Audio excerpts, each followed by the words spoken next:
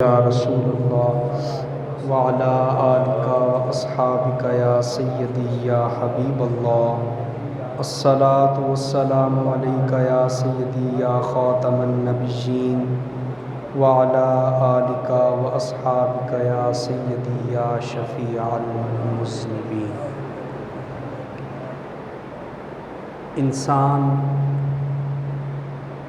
تین چیزوں سے بڑا پیار کرتا ہے، ایک اپنی جان سے، دوسرا اپنے مال سے، اور تیسرا اپنی عزت سے۔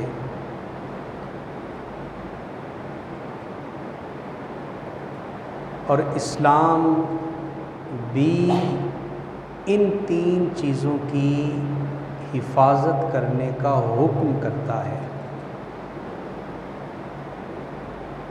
اسلام کہتا ہے کہ ناحق کوئی مسلمان دوسرے کا قتل نہیں کر سکتا۔ اگر کسی نے دوسرے کو قتل کر دیا تو گویا اس نے پوری انسانیت کو قتل کیا، اور بلا وجہ کوئی کسی کو قتل کرے گا تو اس کا ٹھکانہ جہنم ہے۔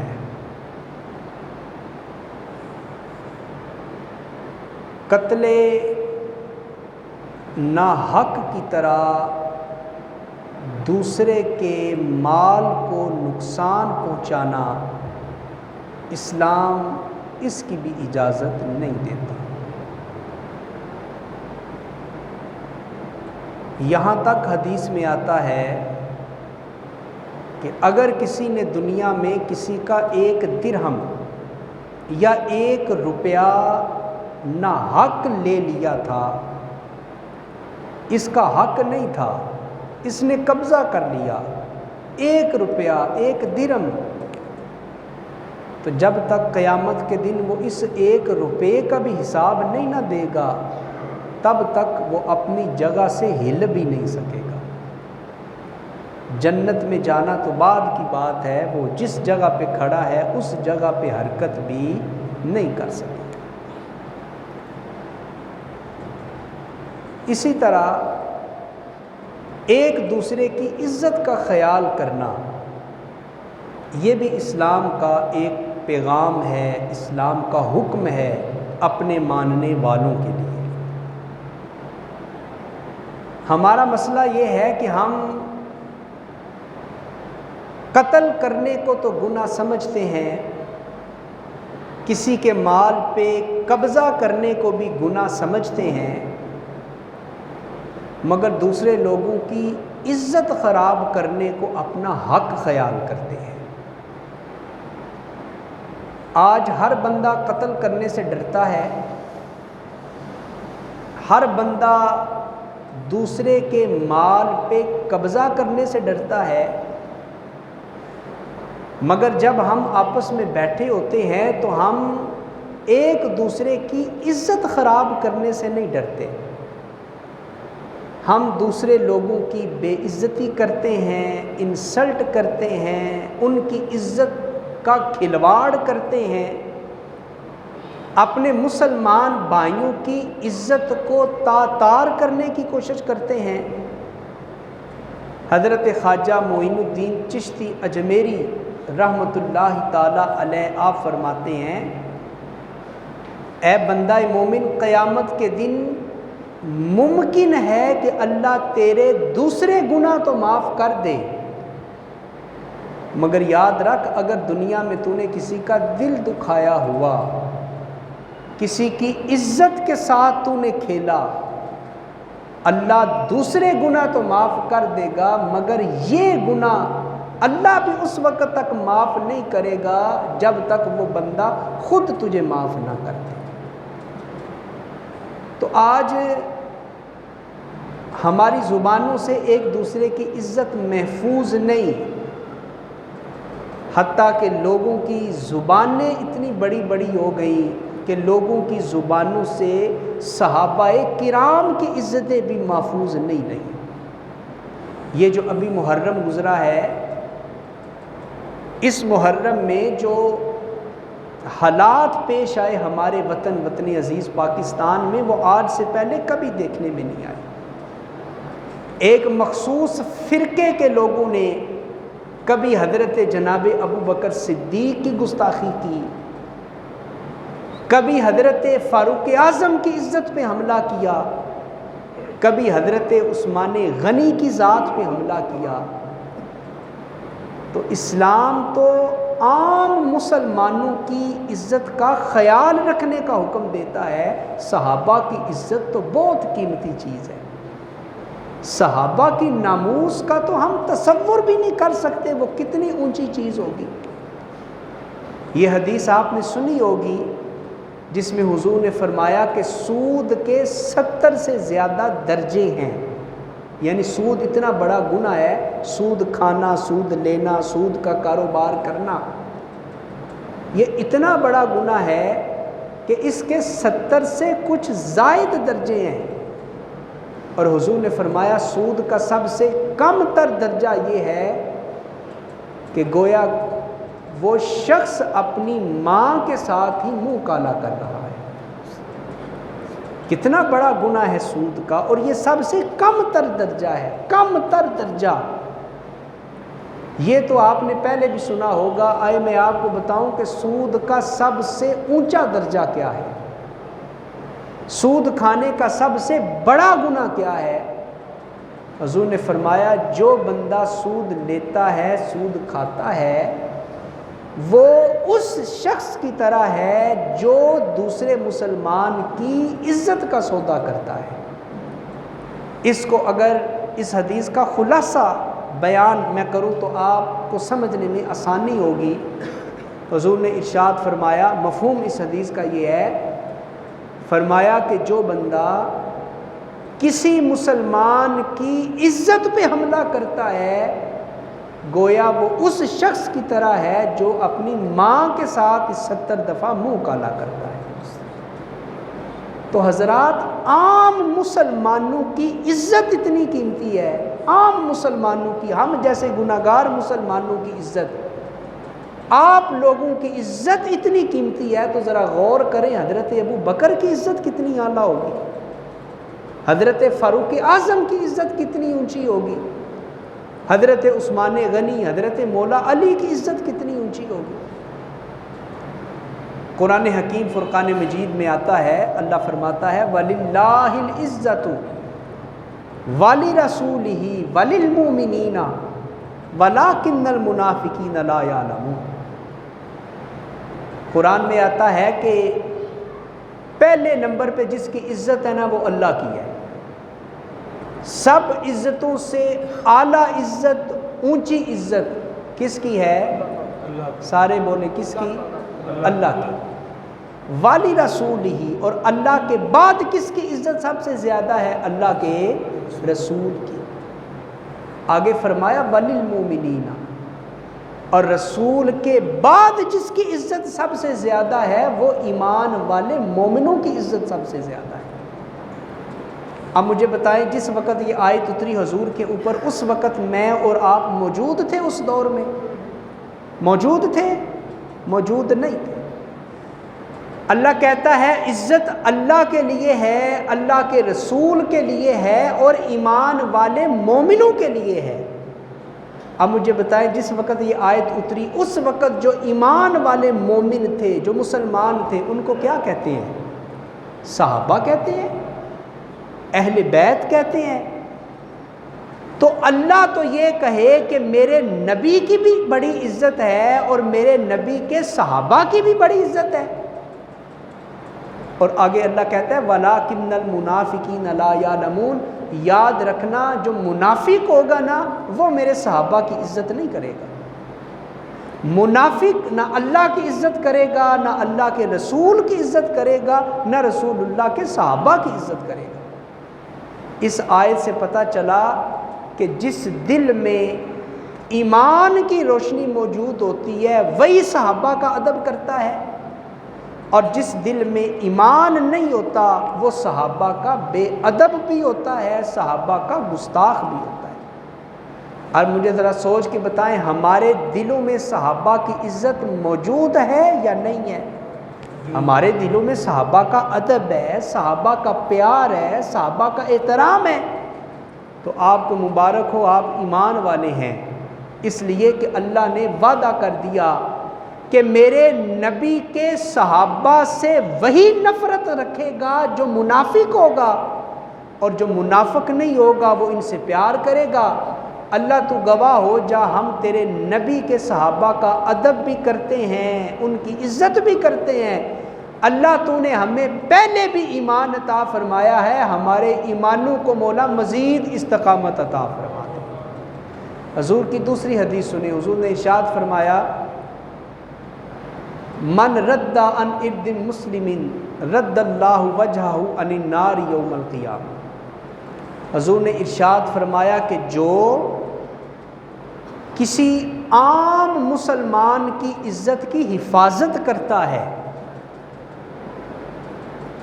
جو بندہ عام مسلمان کی عزت پہ حملہ نہ کرے، اس کی انسلٹ، اس کی بے عزتی نہ کرے، لوگوں کے سامنے اس کے عیب کو، اس کے نقص کو، اس کی برائی کو، اس کے گھر کی خفیہ باتوں کو، اس کے رازوں کو بیان نہ کرے، اور وہ کیا کرے؟ دوسرے مسلمان کی عزت کی حفاظت کرے۔ تو جو مسلمان کی عزت پہ پہرا دے گا، مسلمان کی عزت کی حفاظت کرے گا، حضور نے فرمایا اس بندے کے اوپر اللہ نے دوزخ کی آگ کو حرام فرما دیا ہے۔ یہ بندہ دوزخ میں نہیں جا سکتا۔ کیوں؟ اس لیے کہ یہ اللہ کے بندے کی اور رسول اللہ کے امتی کی عزت کی حفاظت کرتا تھا دنیا میں۔ تو اس حدیث میں حضور نے یہ نہیں کہا کہ جس نے کسی عالم دین کی عزت کی، بہت بڑے شیخ القرآن کی، شیخ الحدیث کی، مفتی کی جس نے عزت کی، اس پہ اللہ دوزخ کی آگ حرام کرے گا۔ نہیں نہیں، اس حدیث میں عام مسلمان، ہم جیسے گناہگار چھوٹے سے مسلمان کی بات ہو رہی ہے۔ تو مجھے بتائیں جو عام مسلمان کی عزت پہ پہرا دے، اللہ اسے دوزخ میں نہیں جانے دیتا، تو کیا خیال ہے جو حضرت صدیق اکبر کی عزت پہ پہرا دیتا ہو، جو حضرت فاروق اعظم کی عزت پہ پہرا دیتا ہو؟ آج کے اس جمعے میں صحابہ کی عظمت پہ چند باتیں ہم اس نیت سے کر رہے ہیں، اے باری تعالیٰ ہماری اوقات نہیں کہ ہم تیرے نبی کے ان خلفائے راشدین کی عزت پہ پہرا دے سکے، ہم کیا، ہماری اوقات کیا، لیکن ہم اتنی ڈیوٹی تو پوری کر رہے ہیں، تیرے نبی کے ان سچے صحابہ کی عظمت بیان کر رہے ہیں، ان کی شان بیان کر رہے ہیں، حضرت ابو بکر و عمر، عثمان و علی کی عزت پہ پہرا دے رہے ہیں۔ اللہ ہماری اسی نوکری کو قبول کر کے اللہ اسی عمل کو ہم سب کے لیے جنت میں جانے کا ذریعہ پیدا فرما دے۔ حضور نبی کریم صلی اللہ علیہ وآلہ وسلم کے صحابہ نے دین کے لیے کتنی قربانیاں دی، کتنی قربانیاں دی۔ بڑی اہم بات میں عرض کرنے لگا ہوں، غور کیجئے گا۔ حضور جب ہجرت فرما کے مکہ سے مدینہ تشریف لائے تو آپ میں سے کوئی بتا سکتا ہے کہ وہ کون سے صحابی تھے جنہوں نے حضور کی میزبانی کی تھی؟ جب حضور تشریف لائے مکہ سے مدینہ تو سارے کہتے تھے نا حضور ہمارے گھر آئیں، ہمارے گھر آئیں۔ تو حضور نے کیا کہا تھا کہ میری اونٹنی کو اللہ نے بتا دیا ہے، جس گھر کے سامنے میری اونٹنی بیٹھے گی میں اسی گھر کا مہمان بنوں گا۔ اور حضور کی اونٹنی جس خوش قسمت صحابی کے گھر کے سامنے بیٹھی تھی نا، اس صحابی کا نام ہے حضرت ابو ایوب انصاری رضی اللہ تعالیٰ عنہ۔ آپ مدینے کے رہنے والے تھے، مدینے میں جوان ہوئے، مدینے میں کلمہ پڑھا، مدینے میں حضور کے پیچھے نمازیں پڑھتے رہے، مگر جانتے ہیں کہ حضرت ابو ایوب کا مزار کہاں ہے؟ آپ کا مزار مدینے میں نہیں، آپ کا مزار ترکی کے اندر ہے۔ حضرت خالد بن ولید حضور کے عظیم الشان جرنیل، عظیم الشان سپاہی سالار، مکے میں پیدا ہوئے، مکے میں جوان ہوئے، مکے میں اپنی جوانی گزاری، مگر ان کا مزار مکے میں نہیں، ان کا مزار شام کے ملک کے اندر ہے۔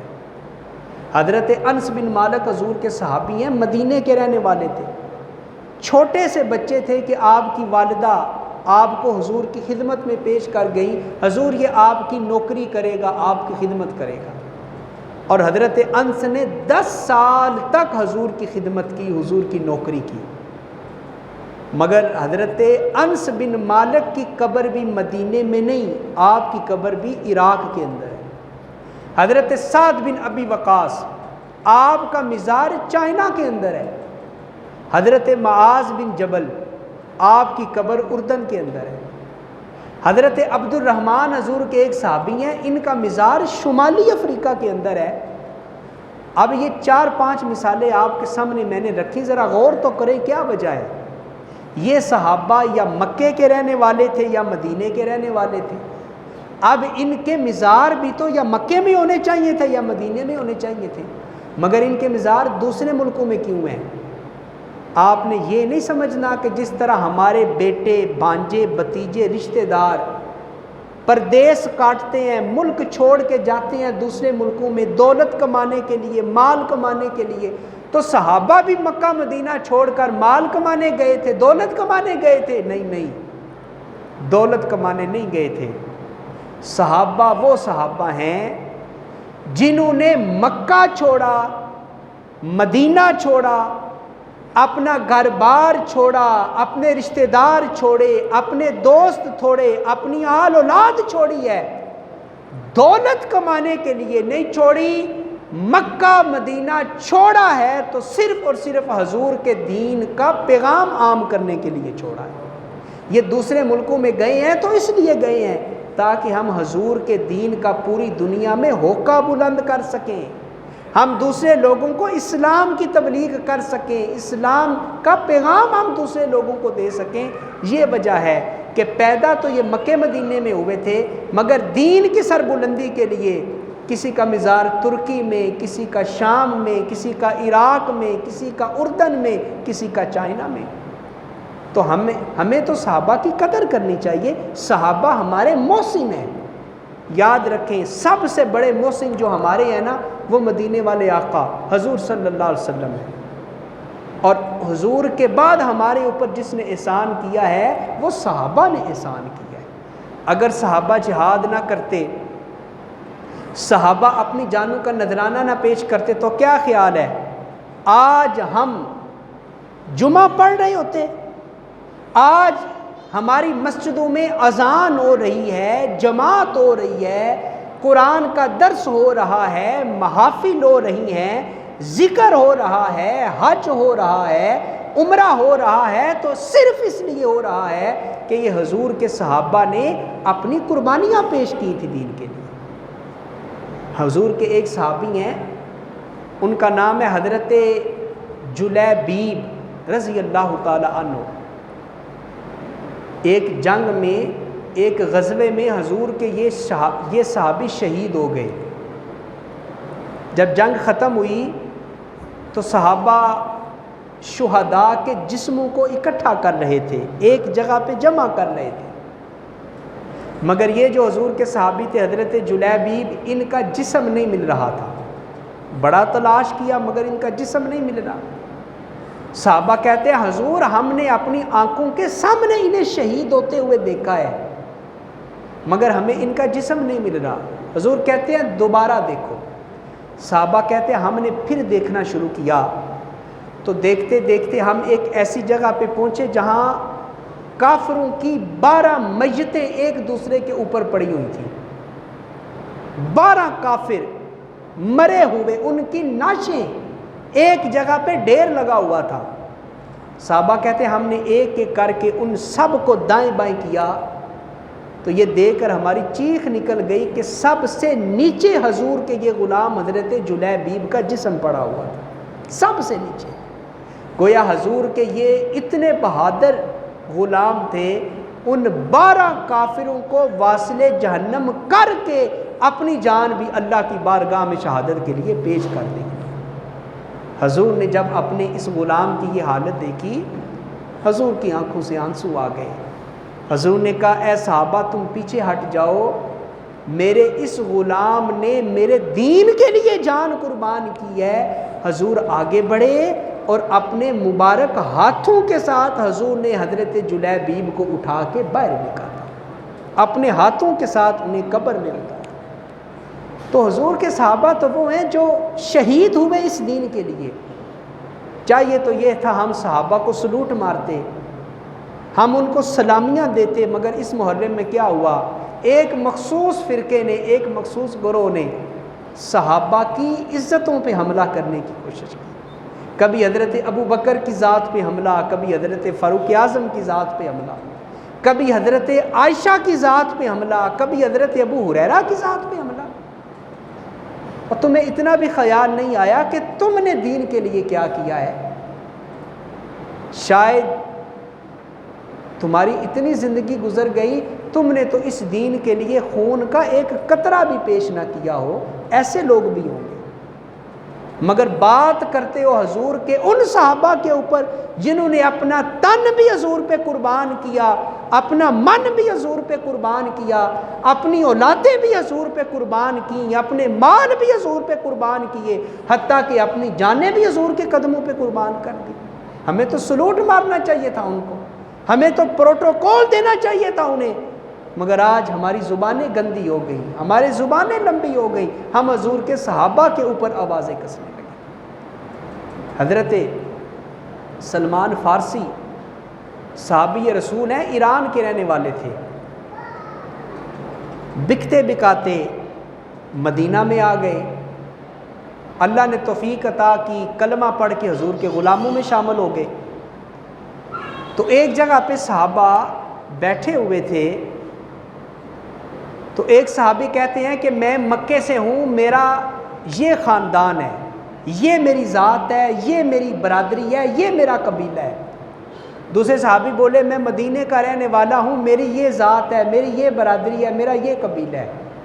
صحابہ ایک دوسرے کو اپنا تعارف کرانے لگے، میں اس جگہ میں رہتا ہوں، میرے یہ ذات، میری یہ برادری، میرا یہ قبیلہ۔ حضرت سلمان فارسی بھی ایک کونے میں بیٹھے ہوئے تھے۔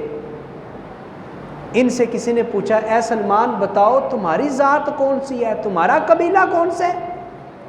حضرت سلمان فارسی کی آنکھوں سے آنسو نکل آئے، اس لیے کہ آپ تو ایران میں رہتے تھے، بکتے بکاتے مدینے میں آئے تھے اور حضور کے غلام بن گئے تھے۔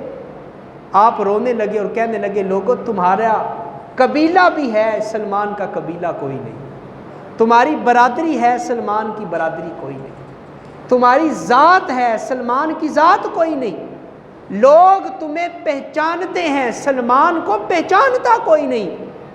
حضرت سلمان نے یہ کہا تو آنکھوں سے آنسو نکل آئے، اتنے میں حضور بھی آ گئے۔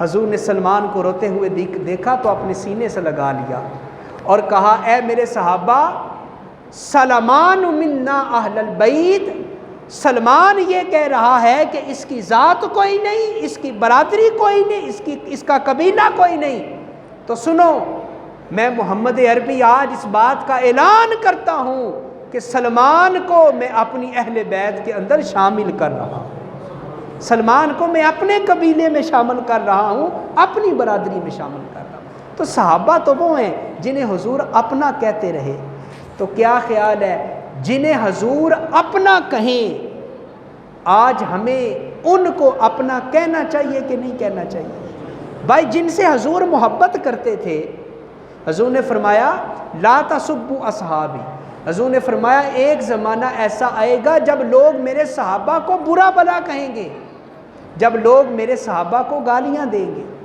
جب لوگ میرے صحابہ پہ سب و شتم کریں گے۔ حضور نے فرمایا جب تم اس زمانے کو پاؤ تو وہ لوگ جو میرے صحابہ کو گالیاں دیں، حضور نے فرمایا تم ان لوگوں میں نہ بیٹھنا، ان لوگوں سے دوستی نہ کرنا، اس لیے کہ جو میرے صحابہ کو برا بھلا کہے گا، میں محمد عربی کہہ رہا ہوں، ایسے لوگوں کے اوپر اللہ اپنی لعنت کو نازل کرے گا، ایسے لوگوں کے اوپر اللہ اپنے غضب کو نازل کرے گا۔ اور آج ہماری دوستیاں بھی ان لوگوں سے جو حضور کے صحابہ کو برا بھلا کہتے ہیں، حضور کے صحابہ کے اوپر وہ اپنی گندی زبانیں نکالتے ہیں۔ حضور کے صحابہ اتنا اونچا مقام رکھتے ہیں، اتنا اونچا مقام رکھتے ہیں ہم تو ان کی گرد راہ کو بھی نہیں پہنچ سکتے۔ ذرا سوچے تو صحیح، ہم نے دین کے لیے کیا کیا ہے؟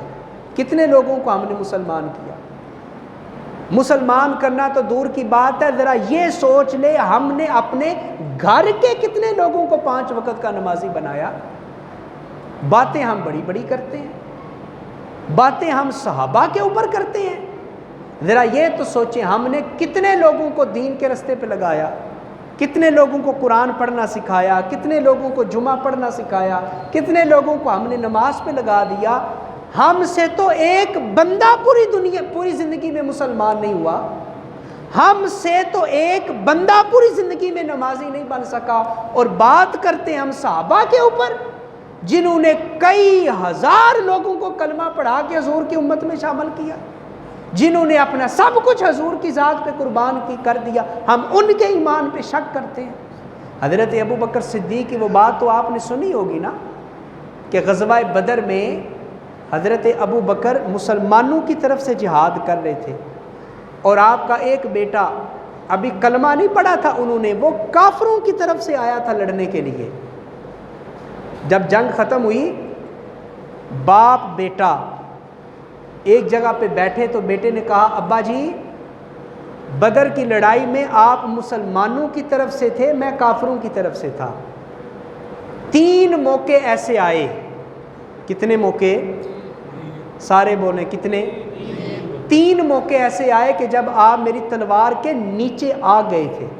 میں چاہتا تو آپ کو قتل کر سکتا تھا، چاہتا تو میں آپ کی زندگی ختم کر سکتا تھا، مگر میں نے باپ سمجھ کے آپ کو چھوڑ دیا۔ میں نے آپ کو چھوڑ دیا، کیا سمجھ کے؟ کیا سمجھ کے؟ باپ سمجھ کے۔ حضرت صدیق اکبر نے یہ سنا تو آپ جلال میں آ گئے۔ آپ کے اندر جو حضور کی محبت کی رگ موجود تھی نا، وہ جلال میں آ گئی، وہ جوش میں آ گئی، اور کہنے لگے اے بیٹے میں تیری تلوار کے نیچے 3 دفعہ آیا، تو نے باپ سمجھ کے 3 دفعہ چھوڑ دیا، مگر میں اللہ کو گواہ بنا کے کہتا ہوں اگر بدر کی لڑائی میں تو میری تلوار کے نیچے 1 دفعہ بھی آ جاتا، اللہ کی عزت کی قسم ہے میں بیٹا سمجھ کے نہ چھوڑتا، اپنے رسول کا دشمن سمجھ کے تیرا سر تیری جسم سے جدا کر دیتا۔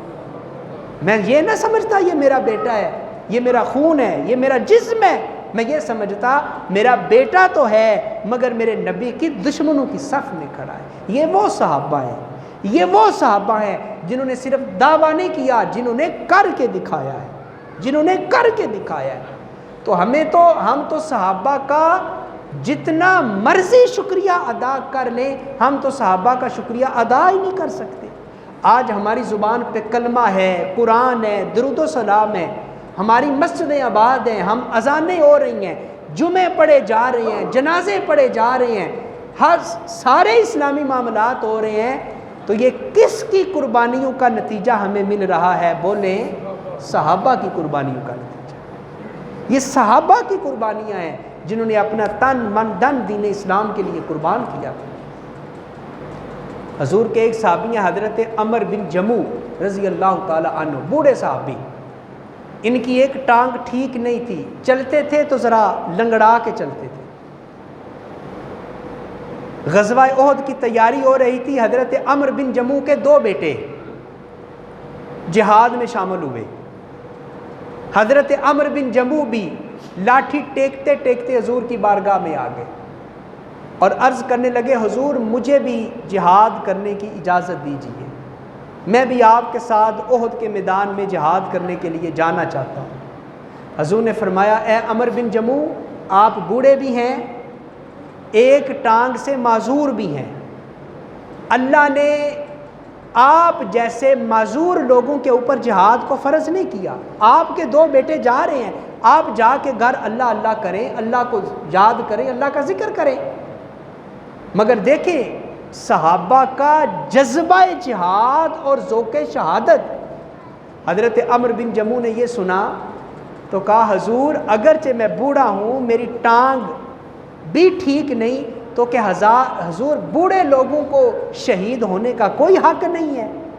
کیا کیا بوڑھے لوگ جنت میں نہیں جائیں گے؟ حضور مجھے اجازت دیں، میں جنگ میں جا کے شہید ہو کے میں جنت میں جانا چاہتا ہوں۔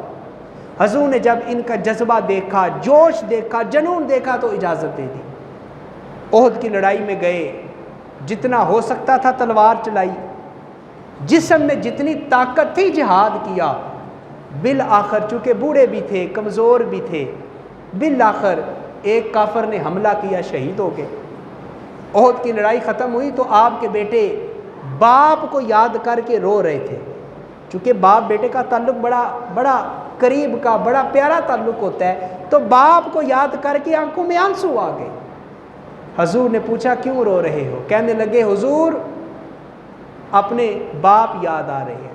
حضور نے کہا تمہیں رونے کی ضرورت نہیں، میں نے تمہارے باپ کو دیکھا ہے، میں نے تمہارے باپ کو دیکھا ہے، جس طرح تمہارا باپ دنیا میں چلا کرتا تھا میں دیکھ رہا ہوں، اسی طرح تمہارا باپ ابھی ابھی جنت کے محلات کی سیر کر رہا ہے، جنت کی کیاریوں کی سیر کر رہا ہے۔ تو صحابہ بوڑھے بھی ہو جاتے تھے مگر ان کے دل سے شہادت کی تمنا ختم نہیں ہوتی تھی، جہاد کی تمنا ختم نہیں ہوتی تھی۔ مگر سوچیں ہماری زندگیاں 30 40 50 60 70 سال ہو گئیں، کبھی ہمارے دل میں ایک دفعہ بھی یہ آرزو پیدا ہوئی کہ کبھی محاذ لگے اور ہم بھی حضور کے دین کے لیے اپنی جان کا نذرانہ پیش کریں؟ ذرا سوچیں تو صحیح۔ صحابہ کے اوپر تو اپنی زبان دراز کرتے ہیں، صحابہ نے ایسے کیا ویسے کیا، یہ کیا وہ کیا، ارے تو دیکھ تو صحیح تیرے دل میں کتنا جذبہ جہاد پیدا ہوا، تیرے دل میں شہید ہونے کی تمنا کتنی ہوئی۔ شہید ہونا تو بعد کی بات ہے، ہم یہ اعلان کریں نا، علماء جمعے کے دن مسجد میں اعلان کریں کہ فرانس والوں نے خاکے شائع کر دیے معاذ اللہ حضور کے گستاخانہ، جمعے کے بعد جی ٹی روڈ پہ احتجاج ہوگا، سارے شامل ہوں، تو 3 4 لوگوں کے علاوہ کوئی جاتا ہی نہیں ہے اس جلوس پہ شامل ہونے کے لیے۔ ہم تو اتنے بڑے مجاہد ہیں، ہم تو اپنی دکانداریاں چھوڑ کے، کاروبار چھوڑ کے، فیکٹریاں چھوڑ کے، بیوی بچے چھوڑ کے آدھے گھنٹے کے لیے جی ٹی روڈ پہ جا کے احتجاج میں نہیں شامل ہو سکتے۔